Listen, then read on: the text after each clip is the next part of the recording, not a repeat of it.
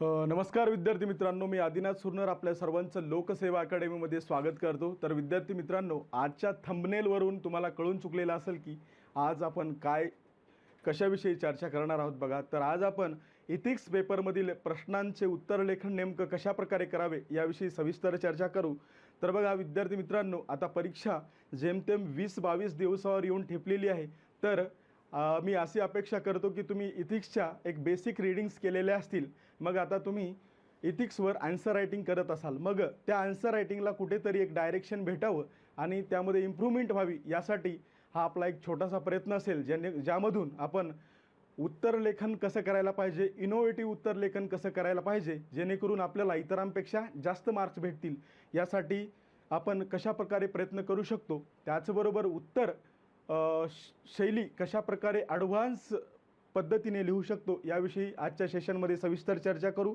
तर बघा, आजच्या सेशनचा विचार केला तर आन्सर रायटिंग, विशेषतः एसेची आन्सर रायटिंग नेमकी कशी करायची, इथिक्सची आन्सर रायटिंग नेमकी कशी करायची याविषयी चर्चा करू।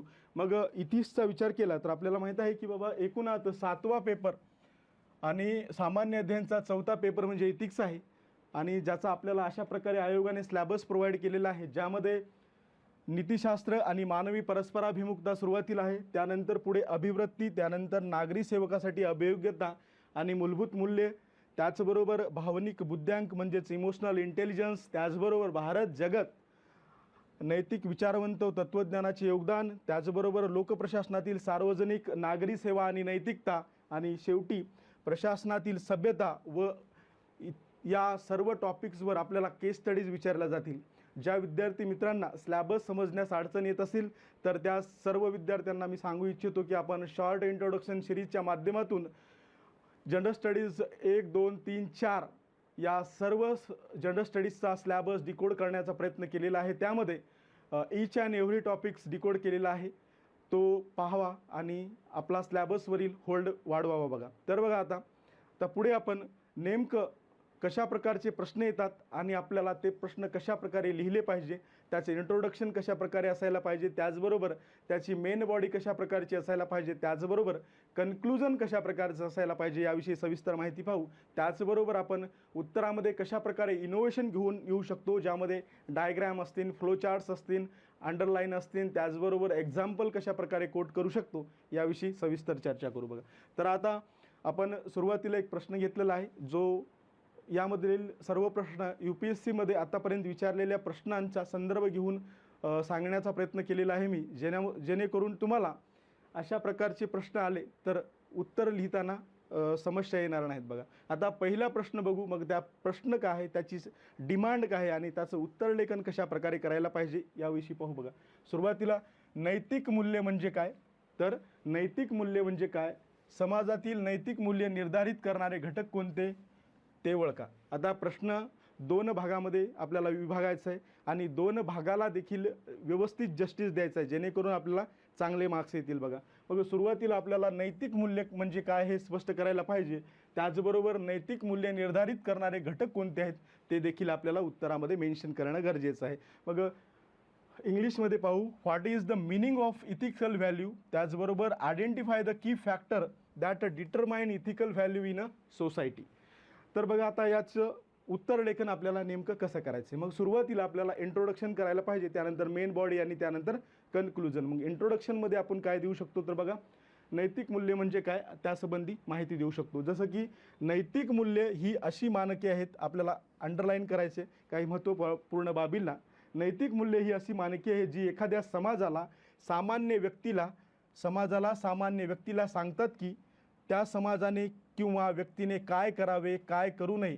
म्हणजेच थोडक्यात नैतिक मूल्य हे समाजातील नैतिक व्यवस्थेचे नियंत्रक व निर्धारक असतात। अशा प्रकारे आपण थोडक्यात प्रस्तावना करू शकतो।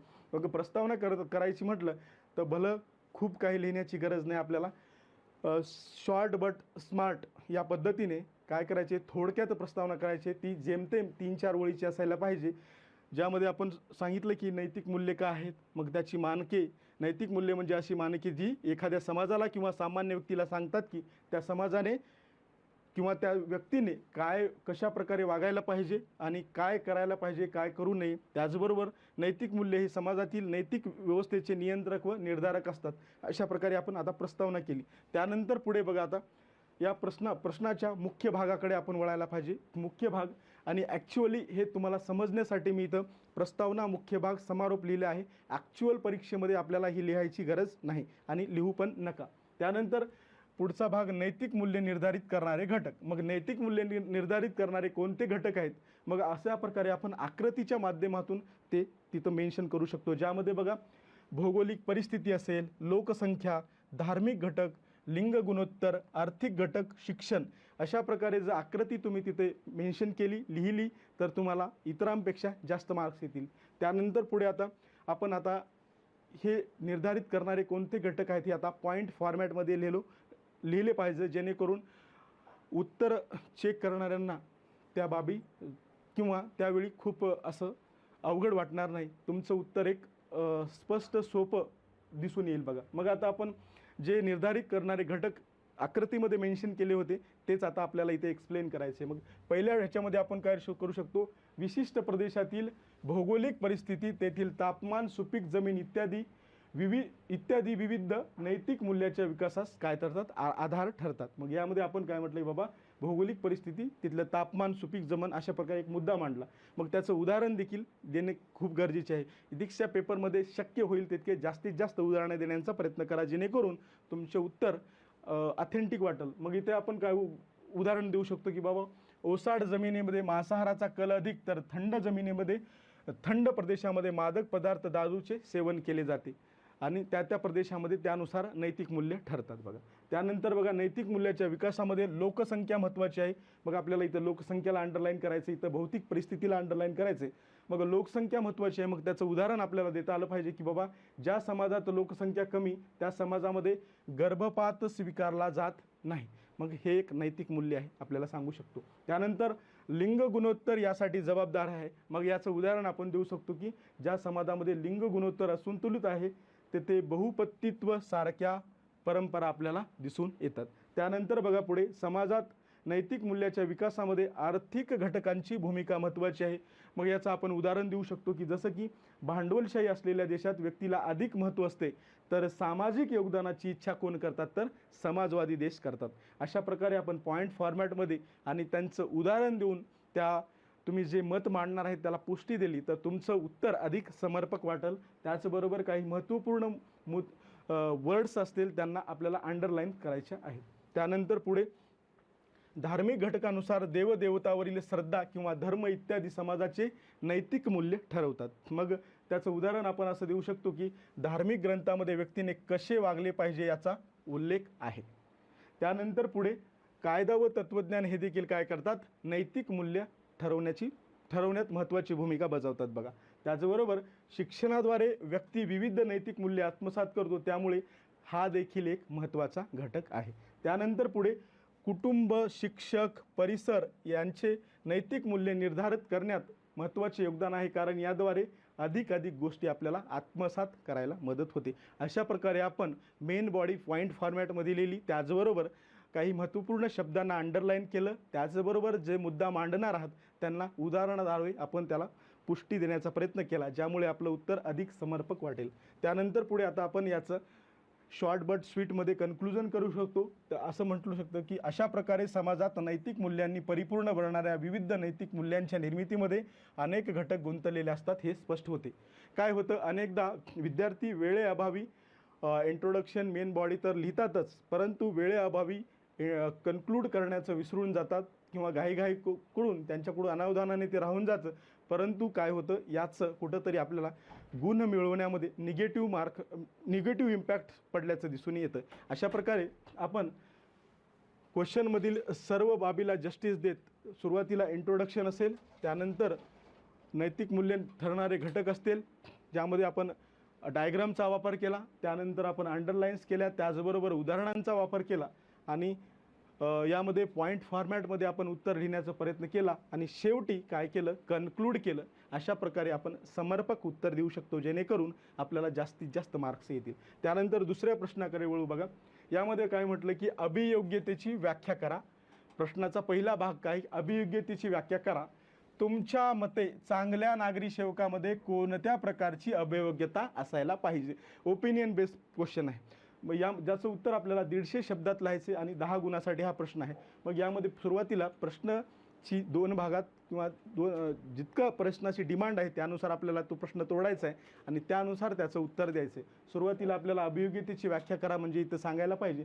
त्याचबरोबर एखाद्या नागरी सेवकामध्ये काय करायला पाहिजे, कोणत्या प्रकारची अभियोग्यता असायला पाहिजे, एका चांगल्या नागरी सेवकामध्ये कोणत्या प्रकारची अभियोग्यता असायला पाहिजे हे आपल्याला सांगायचं. जसं की define aptitude according to you what type of aptitude should be there in a good civil servant असं म्हटलं आहे.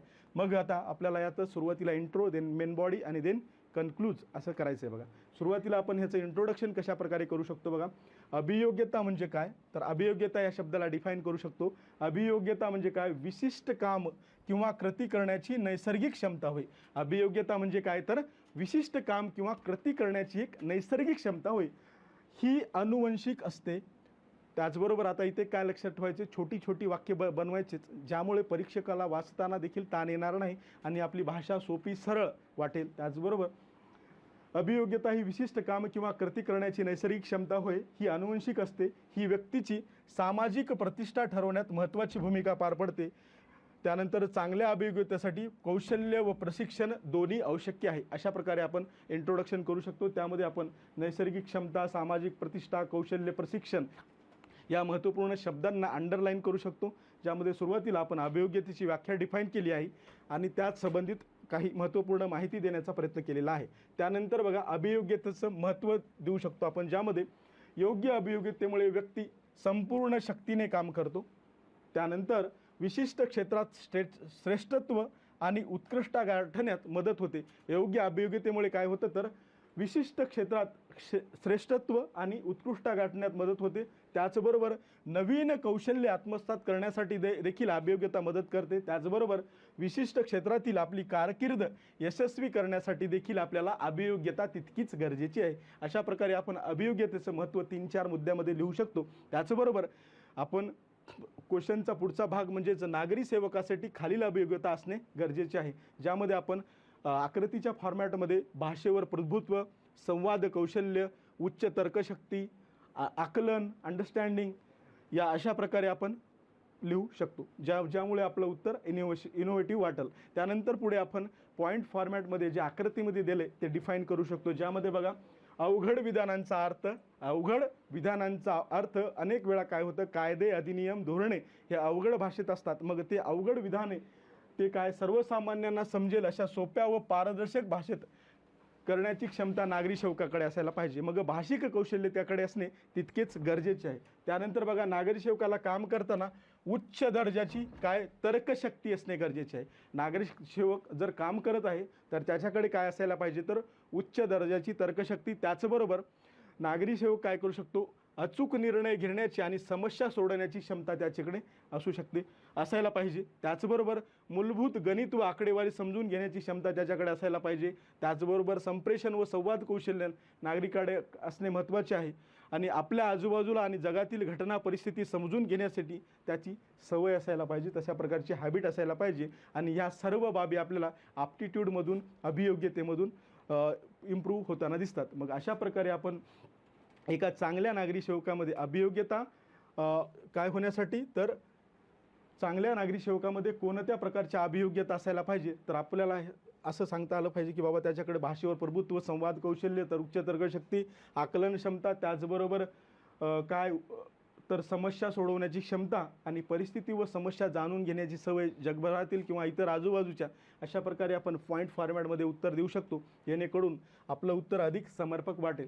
मग आता या प्रश्नांचा समारोप देखील तितकाच महत्त्वाचा आहे. मग समारोपाचा विचार केला तर आपण अशा नागरी सेवकामध्ये अभियोग्यतेबरोबर प्रामाणिकपणा, सत्यनिष्ठा, निष्पक्षता, निपक्षपातीपणा, सहानुभूती, समानुभूती हे नैतिक मूल्य असणे आवश्यक आहे, जेणेकरून तो आपले कर्तव्य बजावताना अधिक लोकाभिमुख कार्य करेल. बघा ज्यामध्ये आपल्याला खूप महत्त्वपूर्ण ज्या संज्ञा संकल्पना आहेत त्या उत्तरामध्ये किंवा उत्तराच्या कन्क्लुजनमध्ये लिहायच्या आहेत, जेणेकरून आपल्याला उत्तराला एक काय म्हणता येईल एक दर्जा प्राप्त होईल. बघा मग अशा प्रकारे आपण म्हणू शकतो की अभियोग्यता तर गरजेचीच आहे, त्याचबरोबर त्याच्याकडे प्रामाणिकपणा, ऑनेस्टी, सत्यनिष्ठा, निष्पक्षता, निपक्षपातीपणा, सहानुभूती, समानुभूती यासारखे नैतिक मूल्य गरजेचे आहे, जेणेकरून तो लोकाभिमुख कार्य करेल. अशा प्रकारे जर आपण या प्रश्नाचा विचार केला तर आपण सुरुवातीला त्याची डेफिनेशन दिलेली आहे इंट्रोडक्शनमध्ये, त्यानंतर पुढे त्याचं महत्त्व दिलेलं आहे, मग कोणत्या अभियोग्यता असणे गरजेचे आहे ज्यासाठी आपण डायग्रामचा वापर केला आहे, त्यानंतर महत्त्वपूर्ण वर्ड्सला अंडरलाईन केलेलं आहे, मग ती डायग्राम पॉईंट फॉर्मॅटमध्ये डिफाईन करण्याचा प्रयत्न केलेला आहे आणि शेवटी त्याचं योग्य प्रमाणात कन्क्लूड करण्याचा प्रयत्न केलेला आहे, जेणेकरून आपला प्रश्न आपण प्रश्नाला खूप समर्पक उत्तर दिलं असं समजेल. बघा त्यानंतरचा पुढचा प्रश्न बघू, ज्यामध्ये आपण कशा प्रकारे उत्तर लिहू शकतो. तर नैतिक द्विधा म्हणजे काय, इथे देखील एक टर्म्स संकल्पना विचारलेली आहे. मग या प्रश्नामध्ये नैतिक द्विधा म्हणजे काय हा प्रश्नाचा पहिला भाग. त्यानंतर प्रशासकीय क्षेत्रात काही नैतिक समस्या समजावून सांगा व त्या समस्या सोडवण्यासाठी मार्ग देखील सुचवा. मग या प्रश्नामध्ये आपल्याला 3 गोष्टीचा विचार करायचा आहे.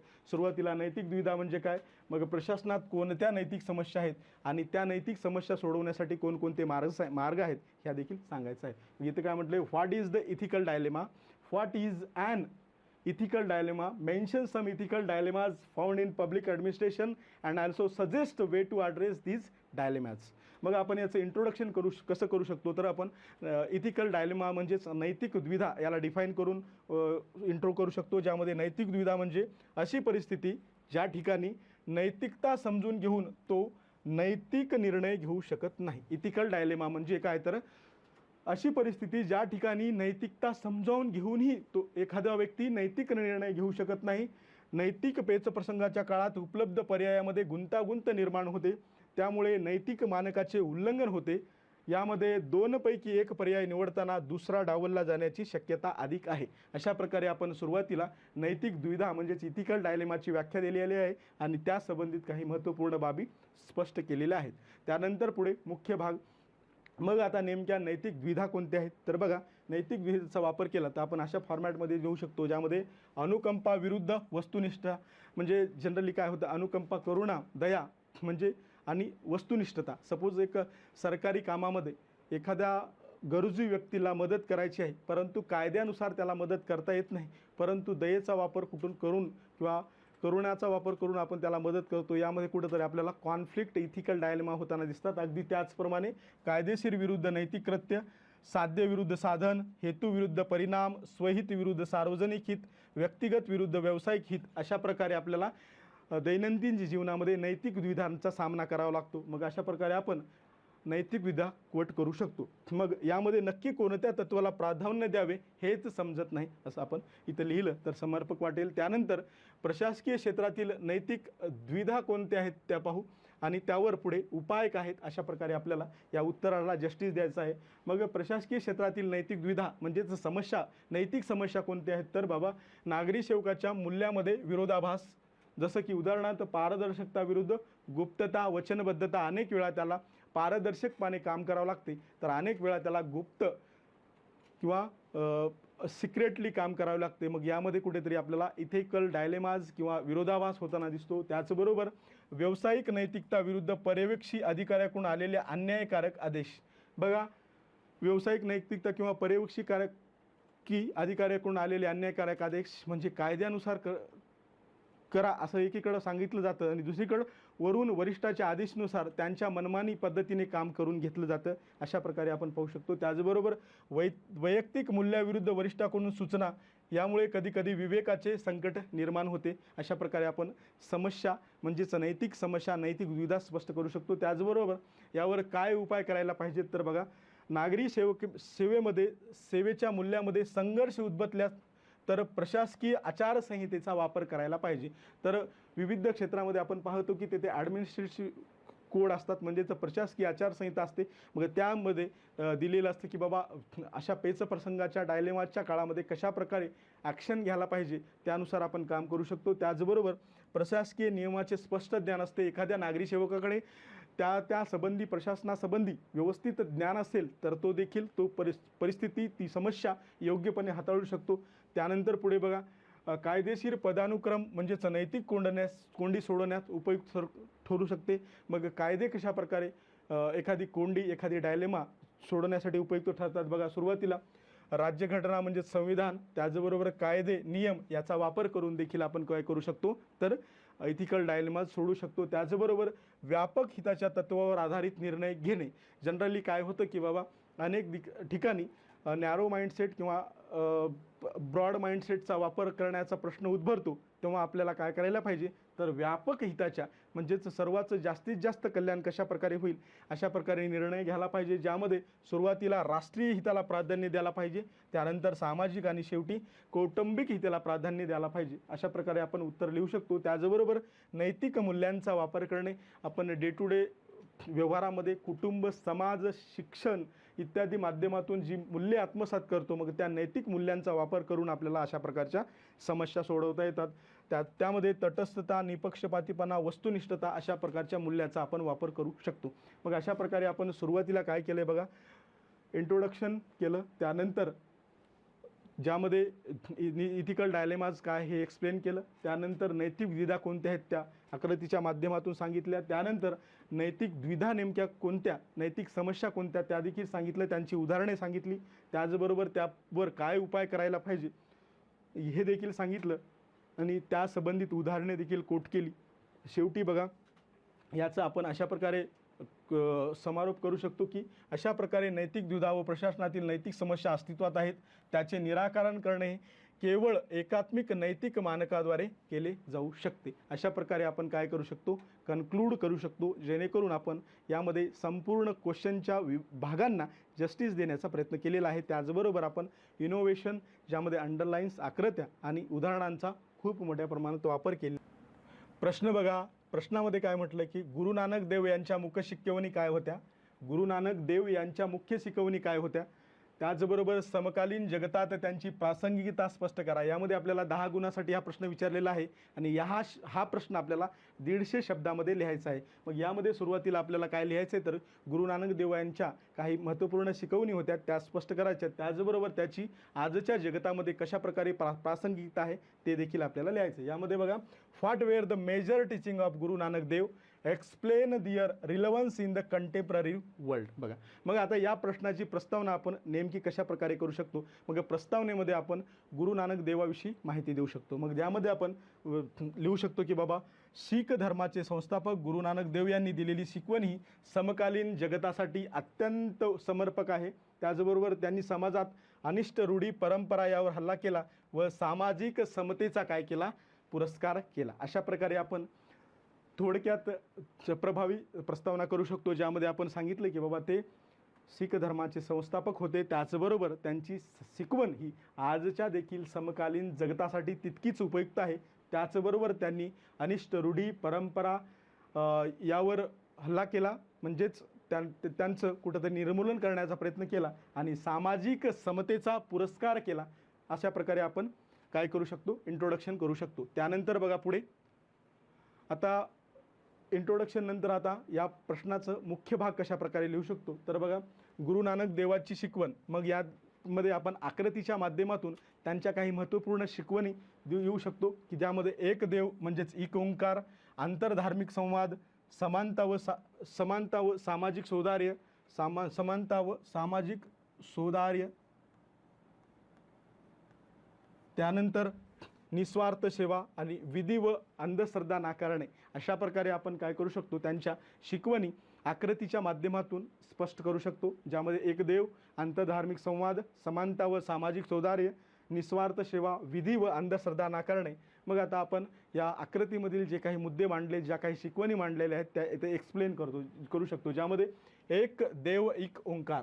मग ज्यामध्ये बघा, गुरु नानक देवांनी अनेक देवांची संकल्पना नाकारली व एका वैश्विक देवाच्या अस्तित्वावर भर दिला. त्याचबरोबर धार्मिक सहिष्णुता, एकतेला प्रोत्साहन दिले व एकेश्वरवादाचा पुरस्कार केला. मग आपल्याला एका शिकवण घेऊन त्या शिकवणीला एक्सप्लेन करायचं आहे, ज्यामध्ये आपण सांगितलं की बाबा त्यांनी अनेक देवांची संकल्पना नाकारली व वैश्विक देवाच्या अस्तित्वावर भर दिला. त्याचबरोबर धार्मिक सहिष्णुता, एकतेला प्रोत्साहन देत त्यांनी काय केलं, एकेश्वरवादाचा पुरस्कार केला. त्यानंतर बघा, समानता व सामाजिक न्याय. यामध्ये काय लिहू शकतो तर बाबा, समानतेचे समर्थन करण्याबरोबर गुरु नानक देवांनी शीख धर्मातील न्याय, लैंगिक समानता आणि सेवा इत्यादी मूल्यांना काय केले, प्रेरित केले. मग यामध्ये आपल्याला काही महत्त्वपूर्ण वर्ड्सला काय करायचे, अंडरलाईन करायचे, जे की तुम्हाला यामध्ये दिसत असेल. त्यानंतरचा शिकवण बघा, निस्वार्थ सेवा. त्यांनी सेवाभावाचा प्रचार केला. निस्वार्थ सेवा यामध्ये करुणा, परोपकार, मानवतेची जबाबदारी ही नानक देवांनी दिलेली शिकवण आजही तितकीच प्रासंगिक आहे. अशा प्रकारे आपण एकदेव एक ओंकार, त्यानंतर समानता व सामाजिक न्याय, निस्वार्थ सेवा, त्याचबरोबर पुढे आंतरधार्मिक संवाद यामध्ये काय लिहू शकतो, तर गुरु नानक देव यांनी संवादाद्वारे आंतरिक धार्मिक सुधारे वाढवत विविधतेत एकतेवर भर दिला. त्याचबरोबर जागतिक शांतता व सहअस्तित्वाची शिकवण ही त्यांची खूप महत्त्वाची आपल्यासाठी आहे. त्यानंतर पुढे विधी व अंधश्रद्धा नाकारणे यामध्ये त्यांनी काय केलं, कर्मकांड, अंधश्रद्धा नाकारत थेट देवाच्या भक्तीवर भर देण्याचा प्रयत्न केला असं त्यांनी सांगितलं बघा. अशा प्रकारे त्यांनी कोणकोणत्या महत्त्वपूर्ण शिकवणी दिल्या आणि त्याची आज काय प्रासंगिकता आहे याविषयी थोडक्यात चर्चा केली. त्यानंतर आता आपण याचा समारोप कशा प्रकारे करू शकतो बघा. तर अशा प्रकारे समकालीन जगात त्यांची शिकवण ही केवळ सर्वसमावेशक सेवाभावी सामंजस्य समाजासाठी प्रेरणा देण्यावर लक्ष केंद्रित करत नाही, तर धार्मिक असहिष्णुता, सामाजिक असमानतावर घाव घालते. त्यामुळे अधिक प्रबुद्ध व न्याय भविष्यासाठी त्यांच्या विचाराचे अनुकरण करणे तितकेच गरजेचे आहे. मग अशा प्रकारे आपण समर्पकपणे काय करू शकतो, एक कन्क्लुजन करू शकतो, ज्यामध्ये धार्मिक असहिष्णुता, सामाजिक असमानता, त्याचबरोबर सेवाभावी इत्यादी महत्त्वपूर्ण वर्डसाठी अंडरलाईन करू शकतो. अशा प्रकारे आपल्याला पर्सनॅलिटीवरचे प्रश्न लिहायचे आहेत. त्यानंतरचा बघा शेवटचा प्रश्न, ज्यामध्ये आपण पाहणार आहोत की बाबा इथे देखील एक पर्सनॅलिटी, महत्त्वपूर्ण पर्सनॅलिटी, महात्मा गांधींचं एक कोटेशन विचारलेलं आहे. मग ते कोटमध्ये ते काय म्हणतात ते आपल्याला इथे डिफाईन करायचं आहे. मग ते काय आहे ते पाहू बघा. स्वतःला शोधण्याचा सर्वोत्तम मार्ग म्हणजे इतरांच्या सेवेत झोकून देणे, असं महात्मा गांधीचं विधान आहे. ज्यामध्ये ते काय म्हणतात, तर बाबा स्वतःला शोधण्याचा सर्वोत्तम मार्ग म्हणजे इतरांच्या सेवेत झोकून देणे. मग यामधून महात्मा गांधींना नेमकं काय सांगायचे ते आपल्याला उत्तरामध्ये लिहायचे. इथे बघा, the best way to find yourself is to lose yourself in the service of others, असं महात्मा गांधीजी म्हणतात. मग याचं आपण इंट्रोडक्शन कशा प्रकारे करू शकतो, मेन बॉडी कशा प्रकारे लिहू शकतो आणि कन्क्लुजन कशा प्रकारे करू शकतो ते पाहू बघा. आता प्रस्तावनेचा विचार केला तर मग आपण काय करू शकतो, तर स्वतःला शोधण्याचा सर्वोत्तम मार्ग म्हणजे इतरांच्या सेवेत झोकून देणे.